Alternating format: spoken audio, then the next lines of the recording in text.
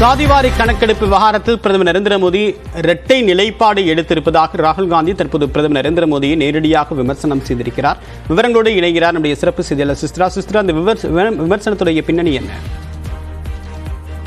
டெல்லியில் நடைபெற்று வரும் சமூக நீதி மாநாடு குறித்த ஒரு கருத்தரங்கில் தற்பொழுது காங்கிரசினுடைய எம்பியும் முன்னாள் தலைவருமான ராகுல் காந்தி பேசி விடுகிறார். பல்வேறு கருத்துக்களை தற்பொழுது முன்வைத்து வருவதை பார்க்க முடிகிறது. மிக முக்கியமாக இந்த இந்தியாவில் அனைவரையும் பிரதமர் மோடி ஓபிசி என்று கூறினார். ஆனால் நான் ஜாதிவாரி கணக்கெடுப்பு குறித்து பேச ஆரம்பித்த பிறகு இந்தியாவில் ஜாதியே இல்லை என்ற ஒரு கருத்தை பிரதமர் மோடி கூறியுள்ளதாக தற்போது ராகுல் காந்தி கடுமையான தாக்குதலை பிரதமருக்கு எதிராக முன்வைத்துள்ளது மிக முக்கியமாக பார்க்கப்படுகிறது. காங்கிரசுடைய தேர்தல் அறிக்கையை பார்த்து பாஜகவும் பிரதமர் மோடியும் பயந்து போய் பேனிக் மோடில் உள்ளார்கள் என்ற ஒரு கருத்தையும் அவர் தற்பொழுது கூறியுள்ளார். பெரும் தொழிலதிபருக்கு கடன் தள்ளுபடியாக வழங்கப்பட்ட ரூபாய் 16 லட்சம் கோடியை 90% இந்தியர்களுக்கு திரும்ப கொடுப்பதையே காங்கிரசுடைய தேர்தல் அறிக்கையை நோக்கமாக கொண்டுள்ளது. அதனால்தான் அவர்கள் காங்கிரசுடைய தேர்தல் அறிக்கையை பார்த்து பயந்து போயுள்ளார்கள் என்ற ஒரு கருத்தையும் முன்வைத்துள்ளார். அது மட்டுமல்லாமல் பல்வேறு ஊடகங்கள், நீதித்துறை, தனியார் மருத்துவமனைகள், பெரிய நிறுவனங்கள் ஓபிசி, தலித் மற்றும் ஆதிவாசியினுடைய இருப்பு என்பது மிக மிக குறைவாகவே இருக்கிறது.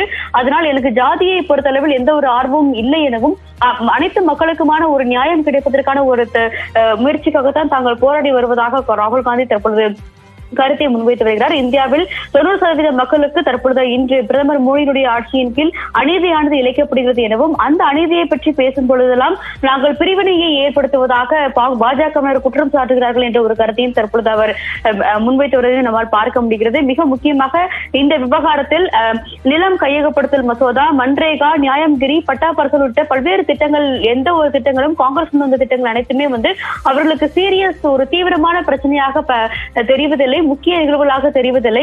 ஆனால் ஜாதி பற்றியோ மற்ற கருத்துக்களை கூறும் பொழுது அவர்கள் ஒரு நான் சீரியஸ் என்ற ஒரு கருத்தை தங்கள் மீது திணிப்பதாக தற்பொழுது ராகுல் காந்தி தெரிவித்துள்ளார். டெல்லியில் நடைபெற்று வரும் இந்த ஒருநாள் சமூக நீதி மாநாட்டில் இந்த ஒரு கருத்தை தற்பொழுது ராகுல் காந்தி தெரிவித்துள்ளார். பிரதமர் பணக்காரர் மற்றும் ஏழை என்ற 2 சாதிகள் மட்டுமே இருப்பதாக கூறுகிறார். ஆனால் இந்த ஜாதிவாரி கணக்கெடுப்பு உள்ளிட்ட விவகாரங்களை பொறுத்தளவில் பிரதமர் மோடி இரட்டை வேடம் போடுவதாகவே தெரிகிறது என்ற ஒரு தாக்குதலையும் தற்பொழுது ராகுல் காந்தி இன்றைய கருத்தில் முன்வைத்துள்ளார்.